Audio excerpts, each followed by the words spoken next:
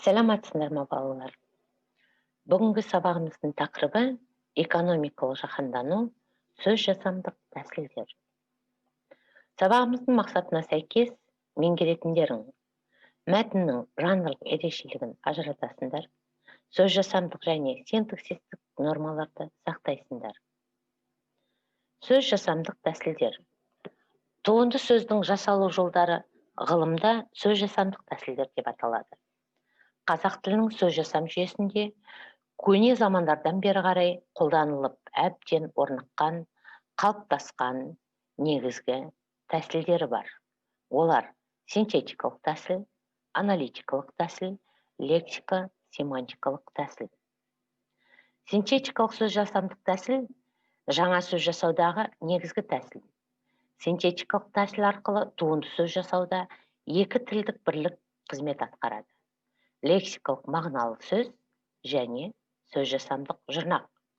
Мысалы, жаңалық, жүлдегер, ақылды, ардагер, айыпкер, сәулетші.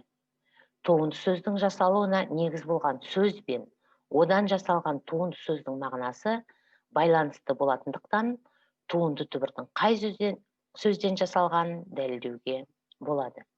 Мысалы, өнім деген туынды түбірдің лексикалық мағынасы өну әрекеті арқылы шыққан. Өн, өнім сөздерінің мағыналық байланысы анық көрініп тұр. Сол арқылы ол дәлелденеді.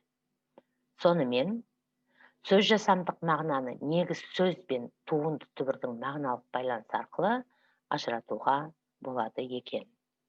Негіз сөз дегеніміз туынды сөздің лексикалық мағынасына арқау болатын сөз. Мысалы, кәсіпкер, қаламгер, аңшы деген туынды сөздер кәсіп, қалам, аң деген сөздерден жасалған.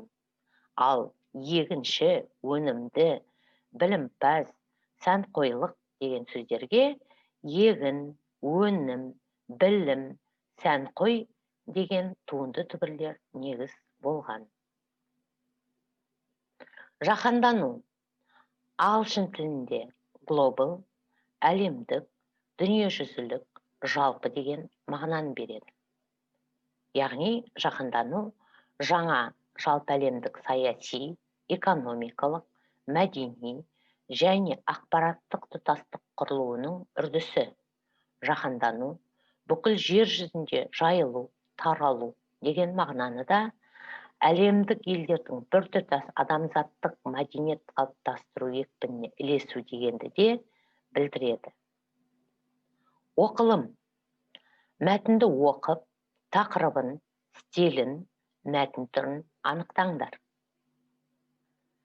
Яғни балалар, мәтінді оқып шығасыңдар, стиль, мәтін түрін анықтайсыңдар. Балалар, еске түсірейік, қазақ тілінде қандай стильдерді білеміз? Ғылыми стиль, ресми іс қағаздар стилі, публицистикалық стиль, көркем әдебиет стилі, ауызекі сөйлеу стилі. Мәтін дегеніміз не? Қандай түрлерін білеміз? Дұрыс айтасыңдар. Әңгімелеу мәтіні, сипаттау мәтіні, пайымдау мәтіні. Мәтінді оқимын, менімен бірге қосылып оқып отырыңдар. Жаһандану адамзат қоғамына не береді? Алдымен ғылыми техникалық, экономикалық жетістіктерді айтамыз.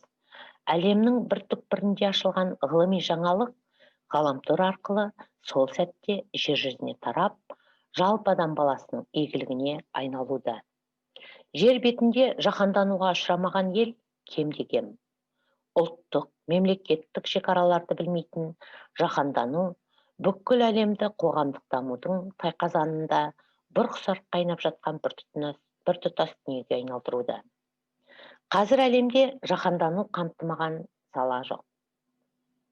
Ішіп жеген тамағымыздан бастап, киген киімімізге, мінген көлігімізге, өндіріс орындарының құрал жабдықтарына, тұрғын, жатын, жұмыс жайларындағы жиһаздарға, техникаларға, өмір сүру, еңбек ету салтымызға дейін қамтып, өзінің өміршеңдігін көрсетіп отыр. Бірінде барды, екіншісі пайдаланып, жер бетінде өмір сүріп жатқан халықтардың материалдық, қоғамдық, экономикалық, мәдени жағынан жетіле түсуіне септігі тиері анық. Қазіргі заманда мәдениеттер мен өркениеттер қақтығысынан үркіп, жаңа заманға бейімделмей, өткенді аңсап, өткенмен ғана өмір сүру ұлттық дамуды тежейді, тіпті жолда қалдырады. Сондықтан жаһанданудың жақсы жақтарын ала білу ұлттық дамудың маңызды шарттарының бірі болып отыр. Бұл жаһанданудың қоғамдық дамудың барысында туындаған қажеттілігі, пайдалы жағы. Бірінші тапсырма. Сұрақтарға жауап беріңдер. Бірінші, еліміздегі жаһандану арқылы дамып келе жатқан салаларды атаңдар. Өткенді аңсап, өткенмен ғана өмір сүру ұлттық дамуды тежейді дегенді қалай түсінесіңдер? Жаһанданудың жақсы жақтарына кесте құрыңдар.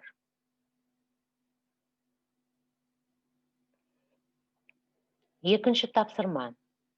Оқылым мәтінінен синтетикалық тәсіл арқылы жасалған туынды сөздер теріп алып, түбірін анықтап, кестеге түсіріңдер. Үшінші тапсырма. Дұрыс сөйлейік мәтінін тыңдаңдар. Мәтіндегі негізгі ойды әрі қарай жалғаңдар. Көпшілік алдында сөйлеу әдебін, құрамдас бөліктері әуен, әуез, қарқын, кідірісті сақтап сөйлеңдер. Дұрыс сөйлейік. Өмірде жиі қолданатын сөздер рахмет, рақмет, я болмаса дастархан, дастарқан. Жазғанда да кейде х, кейде қ жазамыз. Қайсысы дұрыс? Мұндағы мәселе жазылу мен айтылудың айырмасында жатыр. Қазіргі қазақ тілінің орфографиялық сөздігіне сүйеніп жазуымыз керек. Сондықтан рахмет деп жазамыз, қ жазылады. Алайда айтылған кезде рахмет деп айтылуы заңды. Дастархан дегенде де қ жазылады. Дастархан деп те айтуыңызға болады, дастархан деп те айтуыңызға болады. Дегенмен жазуға келген кезде орфографиялық сөздікке сүйенген дұрыс. Ауыз түйіс пен ауыз күйіс сөздерінің мән мағынасын ажыратып алайық. Ауыз түйіс деген әдеби нормада бекітілген қолданыс. Ал енді ауыз күйіс деген қолданыс жоқ. Бұл қате қолданыс.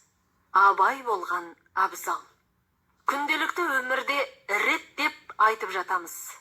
Бір рет, екі рет, үш рет, я болмаса бір рез, екі рез, үш рез. Қалай айтқан дұрыс? Рез деген қолданыс диалектілік қолданыс. Әдеби тілде бекітілген рет деген қазақтың сөзі бар. Осыны қолданған жөн.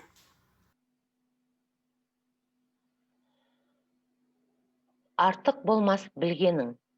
Айдары оқып шығамын. Экономикалық жаһандану екі үрдістің жиынтығын, нарықтардың жаһандануын, капиталдық, еңбек ресурстарының, тауарлардың және қызмет көрсетулердің және экономикалық нысандардың жаһандануын білдіреді. Және экономиканың ұйымдық құрылымдарының, компаниялардың, фирмалардың, корпорациялардың іріленуімен түсіндіріледі.